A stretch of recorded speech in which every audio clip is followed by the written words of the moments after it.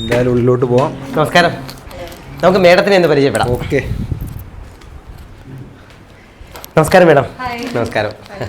നമസ്കാരം. നമസ്കാരം. നമസ്കാരം. നമ്മളിപ്പോ എവിടെയാണ്? നമ്മളിപ്പം എറണാകുളം കാക്കനാട് എന്ന് പറഞ്ഞ സ്ഥലമാണ്. എന്തിനാണ് ഇവിടെ വന്നത്? നമ്മളിവിടെ വന്നിരിക്കുന്നതെന്ന് പറഞ്ഞാൽ ഒരു സംഭവം ഉണ്ട്. ചന്ദ്രേട്ടാ ഹാപ്പിയാണ്? അതെന്താ അങ്ങനെ ചോദിക്കുന്നത്? ആരും അങ്ങനെ ചോദിക്കാറില്ലല്ലോ. അല്ല, നമ്മൾ ഹാപ്പിയാണെന്ന് ആരും ചോദിക്കാറില്ല, അതുകൊണ്ട് ചോദിച്ചാണ്. എല്ലാവരെയും ഹാപ്പി ആക്കുന്ന ഒരു സ്ഥലം. അങ്ങനെ സ്ഥലമുണ്ട്. എല്ലാവരെയും ഹാപ്പി ആക്കുന്ന ഒരു സ്ഥലമാണ്. ഇതൊന്ന് കണ്ടു നോക്കാം. അപ്പം പ്രായമൊന്നുമില്ല. പേര് റിനു പി അശോക്. നമ്മളെ ഈ എങ്ങനെയാണ് എല്ലാവരെയും ഹാപ്പി ആക്കുന്നത്? പല രീതിയിലുള്ള പ്രശ്നങ്ങളാണല്ലോ മനുഷ്യർക്ക്. ചിലർക്ക് സാമ്പത്തികമായിട്ടുള്ള പ്രശ്നം ഉണ്ടാവാം, ചിലർക്ക് ശാരീരികമായിട്ടുള്ള പ്രശ്നമായിരിക്കാം, ചിലർക്ക് മാനസികമായിട്ടുള്ള ബുദ്ധിമുട്ടുകളായിരിക്കാം, ചിലർക്ക് ചിലപ്പോൾ ബന്ധങ്ങളിൽ എന്തെങ്കിലും പ്രശ്നങ്ങൾ നടക്കുന്നുണ്ടാവാം, അല്ലേ? അപ്പോൾ ഏത് തരത്തിലുള്ള ഇഷ്യൂ ആണോ ഓരോരുത്തർ നേരിടുന്നത് അതനുസരിച്ചിട്ടുള്ള ഗൈഡൻസും ഹെൽപ്പുമാണ് ഇവിടുന്ന് ചെയ്യുന്നത്. ഇപ്പൊ മെയിനായിട്ട് കുട്ടികളിലൊക്കെ കുറെ ഇങ്ങനെയുള്ള പ്രശ്നങ്ങളുണ്ട്. അതൊക്കെ ഏത് രീതിയിലാണ് പരിഹരിക്കുന്നത്? കുട്ടികളിൽ പല രീതിയിലുള്ള പ്രശ്നങ്ങൾ ഉണ്ടാവും. ഇപ്പോൾ ഇവിടെ നമ്മൾ മെയിനായിട്ട് ഇപ്പോൾ കൗൺസിലിംഗ് കൊടുക്കാറുണ്ട് കുട്ടികൾക്ക്. അത് ചിലപ്പോൾ ചെന്നെത്തുന്നത് അതിന്റെ റൂട്ട് കോസ് ചിലപ്പോൾ പാരന്റ്സ് തന്നെ ആയിരിക്കാം, അല്ലെങ്കിൽ ചിലപ്പോൾ ഏതെങ്കിലും ടീച്ചേഴ്സ് നേരിട്ടുള്ള അബ്യൂസോ അല്ലെങ്കിൽ പ്രശ്നങ്ങളോ വെർബൽ അബ്യൂസ് ഒക്കെ ആയിരിക്കാം. അല്ലെങ്കിൽ ചില കുട്ടികൾക്ക് എക്സാക്ട്ലി ഏത് കരിയർ എടുത്ത് പോകണം എന്ന് സംശയിച്ച് നിൽക്കുന്ന കുട്ടികളുണ്ടാവാം, പാരൻസും ഉണ്ടാവും. അപ്പോൾ അവർക്ക് അവരുടേതായിട്ടുള്ള ഒരു പൊട്ടൻഷ്യൽ എന്താണെന്ന് തിരിച്ചറിഞ്ഞ് അവരെ അസസ് ചെയ്ത് അതനുസരിച്ച് ഗൈഡ് ചെയ്ത് വിടുകയാണ് ചെയ്യുന്നത്. കൃത്യമായിട്ട് ഒന്നിച്ചിരുന്ന് സംസാരിച്ച് അതിനെ പരിഹാരം കറക്റ്റായിട്ട് കാണും. കറക്റ്റായിട്ട്. പണ്ട് കാലത്ത് ഈ കൂട്ടുകുടുംബമൊക്കെ ഉള്ളപ്പം നമ്മൾ അങ്ങോട്ടും ഇങ്ങോട്ടും ഒക്കെ സംസാരിക്കുന്ന രീതി കുറഞ്ഞു പോയി. അപ്പോഴാണ് ഇപ്പൊ ഏറ്റവും കൂടുതൽ എനിക്ക് തോന്നുന്നു ഇപ്പോഴാണ് തോന്നുന്നു ഈ പ്രശ്നങ്ങൾ കൂടുതലായിട്ട് വന്നു തുടങ്ങുന്നത്. തീർച്ചയായിട്ടും. പണ്ട് ഒരുപാട് സോഷ്യലൈസ് ചെയ്യുമായിരുന്നു ആൾക്കാർ തമ്മിൽ. ഇപ്പൊ അയൽവക്കക്കാരായിട്ടൊക്കെ ഒരു ബന്ധം ഉണ്ടാവും. ഇപ്പൊ അതൊന്നും ഇല്ലല്ലോ. കുട്ടികൾ ആ ഒരു ടാബിന്റെ അല്ലെങ്കിൽ ലാപ്ടോപ്പിന്റെ അല്ലെങ്കിൽ ഒരു മൊബൈലിലേക്ക് മാത്രമായിട്ട് ഒതുങ്ങി പോവല്ലേ ജീവിതം. ഏതെങ്കിലും ഒരാൾ പറയുന്ന കാര്യമായിരിക്കണം ഇവർ ചെയ്തുകൊണ്ടിരിക്കുന്നത്. അതെ, തീർച്ചയായിട്ടും. അപ്പൊ അതിനെ ഒന്ന് കറക്റ്റ് ചെയ്യാനും അവരെല്ലാം ഹാപ്പി ആക്കാനുള്ള രീതിയാണ് ഇവിടെ. അതെ. നമ്മുടെ സ്ഥാപനത്തിന്റെ പേരെന്തുവാ? നിർവാണ ലൈഫ് പാത്ത് എന്നാണ് പേര്. ഓക്കെ. അവിടെ ഇവിടെ ഇപ്പൊ എത്ര പേരുണ്ട്? ഇവിടെ നമ്മളൊരു ടീമാണ്. നമ്മളൊരു ടീം ഓഫ് ക്ലിനിക്കൽ സൈക്കോളജിസ്റ്റുകളുണ്ട്, ലൈഫ് കോച്ചസ് ഉണ്ട്, ന്യൂട്രീഷൻ സൈക്യാട്രി ചെയ്തിട്ടുള്ള ആൾക്കാരുണ്ട്, പിന്നെ ഒരു ആയുർവേദിക് ഡോക്ടർ ഉണ്ട്. അങ്ങനെയാണ് നമ്മൾ പോകുന്നത്. മരുന്നുകളൊക്കെ എങ്ങനെ കൊടുക്കാറുണ്ടോ? മരുന്നുകൾ നമ്മൾ അത്യാവശ്യമാണെങ്കിൽ മാത്രമാണ് കൊടുക്കാറുള്ളത്. അല്ലെങ്കിൽ മിക്ക കേസസും നമുക്ക് ലൈഫ് സ്റ്റൈൽ മാനേജ്മെന്റിലൂടെയും ഡയറ്ററി മാനേജ്മെന്റിലൂടെയും മാറ്റാവുന്നതാണ്. അതിനുവേണ്ടി നമുക്ക് ആയുർവേദ ഡോക്ടർ ഉള്ളത്. അതെ അതെ. മേഡം ഇപ്പൊ എത്ര വർഷമായി ഈ സ്ഥാപനം? നമ്മളിപ്പോ 6 വർഷമായി ഈ സ്ഥാപനം നടത്തുന്നു. 6 വർഷം കൊണ്ടുണ്ട്. അതെ. അപ്പൊ ശരിക്കും ഞാൻ ചോദിക്കട്ടെ, ഇപ്പം മെയിനായിട്ട് ഇപ്പൊ ഡോക്ടർമാരുടെ മക്കളെ ഡോക്ടർമാരാക്കുക, എഞ്ചിനീയർ എന്നെ, അങ്ങനെ ഓരോരുത്തരെ അങ്ങനെ തന്നെയാണ് കറക്റ്റ് ചെയ്തെടുക്കുന്നത്. ചിലപ്പോൾ കുട്ടികൾക്ക് അതിനോട് ഒരു താല്പര്യമില്ലായ്മയുണ്ട്. അപ്പൊ കൂടുതലായിട്ട് അങ്ങനെയുള്ള കേസുകൾ വരാറുണ്ടോ? ഒരുപാട് കേസുകൾ അങ്ങനെ വരാറുണ്ട്.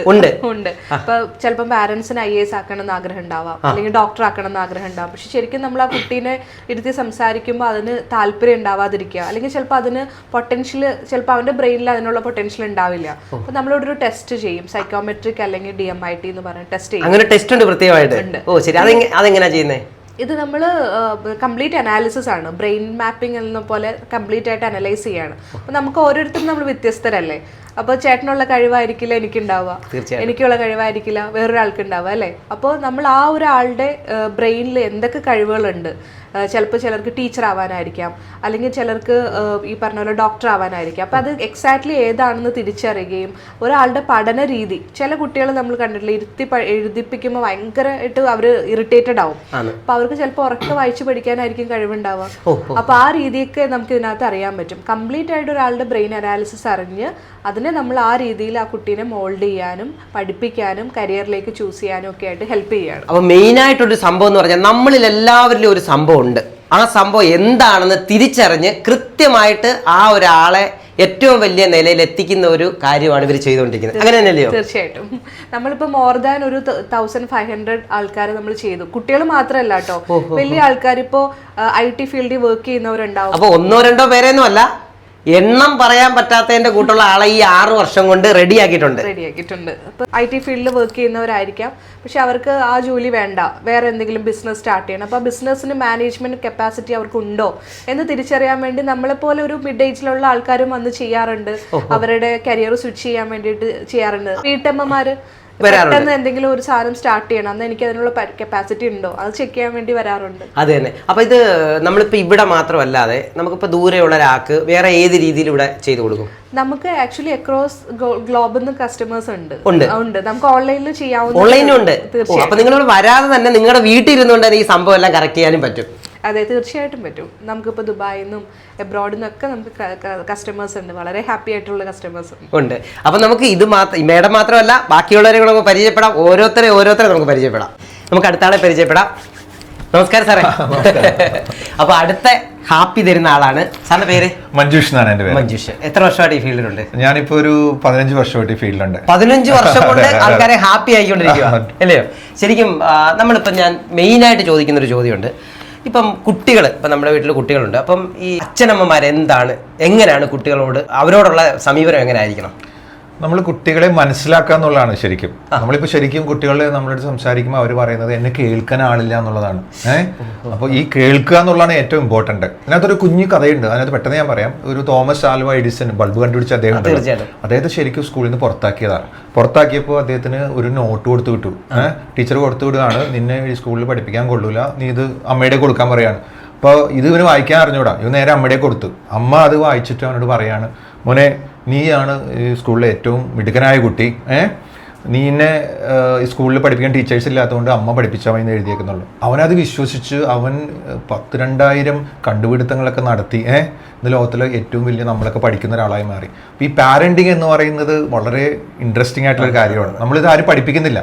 ഇപ്പോൾ കുട്ടികളെ വളർത്തുമ്പോൾ ഒത്തിരി കാര്യങ്ങൾ അവരെ മനസ്സിലാക്കി, അവരോട് ചേർന്ന് നിന്ന് അവരുടെ അഭിരുചികൾ മനസ്സിലാക്കിയിട്ട് വേണം അവരെ വളർത്താനായിട്ട്. പാരന്റിംഗ് എന്ന് പറഞ്ഞാൽ ശരിക്കും ഒരു ട്രെയിനിങ് വേണ്ട ഒരു ഏരിയയാണ്. നമ്മളൊരു കോൺഷ്യസ് പാരന്റിംഗ് എന്ന് പറഞ്ഞ ട്രെയിനിങ് ഇപ്പോൾ കൊടുക്കുന്നുണ്ട് സ്കൂളുകളെല്ലാം. പാരന്റ്സിനെ ട്രെയിൻ ചെയ്താൽ അവർ ക്ലിയർ ആയാലേ നമ്മൾ മക്കളെ കറക്റ്റായിട്ട് ചെയ്യാൻ പറ്റുള്ളൂ. മിക്ക കുട്ടികളോട് വരുമ്പോൾ പ്രശ്നങ്ങൾ പറഞ്ഞു വരുമ്പോൾ അത് പാരന്റിങ്ങിലുള്ള പ്രശ്നമായിട്ട് മാറും. അപ്പോൾ എഡിസന്റെ ആ ഒരു സംഭവമായിട്ട് വീട്ടിൽ വന്നപ്പം അമ്മ യഥാർത്ഥമായിട്ടുള്ള എഴുത്ത് കാണിച്ചിരുന്നെങ്കിൽ ആ കുട്ടി അന്നേരെ തീർന്നു പോയേനെ. ഇത് അമ്മ മരിച്ചിട്ട് അദ്ദേഹത്തിന്റെ പഴയ കാര്യങ്ങൾ തപ്പിയപ്പോഴാണ് ഈ പേപ്പർ കാണുന്നത്. ഇപ്പൊ ഒന്ന് ആലോചിച്ച് നോക്ക്, അന്ന് അത് പറഞ്ഞിരിക്കുന്നെങ്കിൽ അവനത് വിടരുതെന്ന് പറയുന്ന ഒരു എഴുത്താണ് കിട്ടിയിരുന്നത്. അതാണ് റിയൽ പാരന്റിങ്. നമുക്ക് കഥയിലൂടെ ഒത്തിരി മനസ്സിലാവും. ശരിക്കും മക്കളെ ഒത്തിരി പ്രചോദിപ്പിച്ച് അവർക്ക് ഇഷ്ടപ്പെടുന്ന ഏരിയ തിരഞ്ഞെടുത്ത് ആ രീതിയിൽ വിട്ട് കൂടെ നിന്ന്. ഇപ്പൊ ഞാനൊരു ലൈഫ് കോച്ചാണ്. നമ്മൾ എന്താ ചെയ്യുന്ന വെച്ചാൽ ഇവരുടെ ഗോൾ സെറ്റ് ചെയ്തിട്ട് അവരുടെ ലൈഫിൽ സക്സസിലോട്ട് എത്തിച്ചു ചേരുന്ന ഒരു പ്രോസസ്സാണ്. സൈക്കോളജി എന്ന് പറഞ്ഞ ഒരു പാസ്റ്റിലൂടെ പ്രശ്നം നമ്മൾ റെഡിയാക്കി നമ്മൾ പ്രസന്റിലേക്ക് നിൽക്കും. പ്രസന്റിൽ നിന്നാണ് നമ്മൾ ടേക്കപ്പ് ചെയ്യുന്നത്. പ്രസന്റ് ടേക്കപ്പ് ചെയ്ത് അവരെ ഫ്യൂച്ചറിൽ എത്തിച്ചു കൊടുക്കലാണ് ലൈഫ് കോച്ചിങ്. ചെറിയ മനസ്സുള്ള കുട്ടികളെ ഏറ്റവും നല്ല രീതിയിൽ തന്നെ കൊണ്ടുവന്നു കഴിഞ്ഞാൽ, ശരി അച്ഛനമ്മമാർ തന്നെ കറക്റ്റ് ചെയ്ത് കൊണ്ടുവന്നു കഴിഞ്ഞാൽ തീർച്ചയായിട്ടും ആ കുട്ടികളുടെ എന്താണ് ആ കുട്ടി ആവേണ്ടത് കൃത്യമായിട്ട് ആവുമല്ലോ. ഇപ്പൊ നമ്മളൊക്കെ ആയില്ലേ, നമ്മളിപ്പോ ഹാപ്പിയാണ്. ഇപ്പൊ നമ്മൾ ചിരിച്ചോണ്ടിരിക്കുന്നത് സന്തോഷമുണ്ടല്ലേ. എനിക്ക് ഇഷ്ടമുള്ള ഒരു ഫീൽഡിൽ എത്തിയപ്പോ എനിക്ക് സന്തോഷമായി. എന്റെ മേഖല ഇതല്ലായിരുന്നു, പക്ഷെ ഞാനിത് ചെയ്യുമ്പോൾ എനിക്ക് കിട്ടുന്ന ഒരു ഹാപ്പി ഭയങ്കരമാണ്. സാറിന്റെ മേഖല എന്തുവായിരുന്നു? എന്റെ ശരിക്കും ഞാൻ എഞ്ചിനീയർ ആയിരുന്നു. പക്ഷെ എനിക്ക് അന്ന് ഹാപ്പി ആയിരുന്നു. അന്ന് ഹാപ്പി എന്ന് വെച്ചാൽ പൈസ കിട്ടുണ്ടായിരുന്നു, ഹാപ്പിനെസ് ഉണ്ടായില്ല. ഇപ്പോഴാണ് എനിക്ക് ഇഷ്ടപ്പെട്ട ഏരിയസിലോട്ട്, പക്ഷെ അത് ഇച്ചിരി വൈകിപ്പോയി. നേരത്തെ എത്തിയിരുന്നെങ്കിൽ ഞാൻ കുറച്ചും കൂടി നേരത്തെ. ഇദ്ദേഹം ഇത് പഠിപ്പിക്കുന്നെങ്കിൽ ജീവിതം കൊണ്ട് തന്നെ ഇദ്ദേഹം ഒരു ജോലിയിൽ നിന്ന് മാറി ഇദ്ദേഹത്തിന് ഹാപ്പിയുള്ള ജോലിയിൽ നിന്നാണ് ഇപ്പൊ ചെയ്യുന്നത്. അപ്പൊ അത് തന്നെ ഏറ്റവും പ്രധാനപ്പെട്ട ഒരു ഹാപ്പിയാണ്. തീർച്ചയായും ഓ ഹാപ്പി അല്ലേ. അപ്പം പ്രജിൻ ചോദിച്ചതിനുള്ള ഉത്തരം ഇവിടെ വന്ന ഹാപ്പിയാണ്. ഇവിടുത്തെ ഏറ്റവും വലിയൊരു പ്രത്യേകത എന്താണെന്ന് ചോദിച്ചാൽ, പ്രജിൻ ചോദിക്കുന്ന ചോദ്യത്തിന് ഉത്തരവായിട്ടാണ് ഹാപ്പി ആവുന്നത് എങ്ങനെയാണെന്ന് ചോദിച്ചാൽ, ഒരാളും രണ്ടുപേരും അല്ല ഇവിടുത്തെ, എല്ലാവരും പ്രത്യേകമായിട്ടുള്ള ആൾക്കാരാണ്. മേഡത്തിന്റെ പേര്? എൻ്റെ പേര് ഫൈസ. ഞാനിവിടെ ക്ലിനിക്കൽ സൈക്കോളജിസ്റ്റ് ആയിട്ടാണ് വർക്ക് ചെയ്യുന്നത്. അപ്പോൾ ഇവിടെ എന്താന്ന് വെച്ചാൽ കുറേ ആൾക്കാർ പല ഏരിയയിൽ നിന്നാണ് വരുന്നത്. അപ്പോൾ ചിലവർ പറയും എന്തോ രാവിലെ എണീക്കുമ്പോൾ ഒരു ഇൻട്രസ്റ്റ് ഇല്ല, മടിയാണ് മെയിൻ പ്രശ്നം. അപ്പോൾ പാരൻസ് ഇങ്ങനെ കോൺസ്റ്റന്റ്ലി പിള്ളേരെ ബ്ലെയിം ചെയ്യുക, അല്ലെങ്കിൽ വലിയ ആൾക്കാരാണെങ്കിലും ഇങ്ങനെ ഹസ്ബൻഡിനെ ബ്ലെയിം ചെയ്യുക, അങ്ങനെയാണ് ഇവിടെ കൂടുതൽ കേസസും വരുന്നത്. പക്ഷെ നമ്മളൊരു കാര്യം റിയലൈസ് ചെയ്യണം, മടി എന്ന് പറയുന്നത് ഒരു രോഗമല്ല, അതൊരു രോഗത്തിന്റെ തുടക്കമാണ്. അപ്പോൾ അങ്ങനെ നമുക്ക് കുറേ ഡിപ്രഷൻ, ആങ്സൈറ്റി, OCD പോലെ പലതരത്തിലുള്ള ഡയഗ്നോസിസ് നമ്മൾ ഇവിടെ ചെയ്യുന്നുണ്ട്. അപ്പോൾ നമ്മൾ അത് റിലേറ്റഡ് ആയിട്ടുള്ള കൗൺസിലിംഗ് കൊടുക്കുന്നുണ്ട്.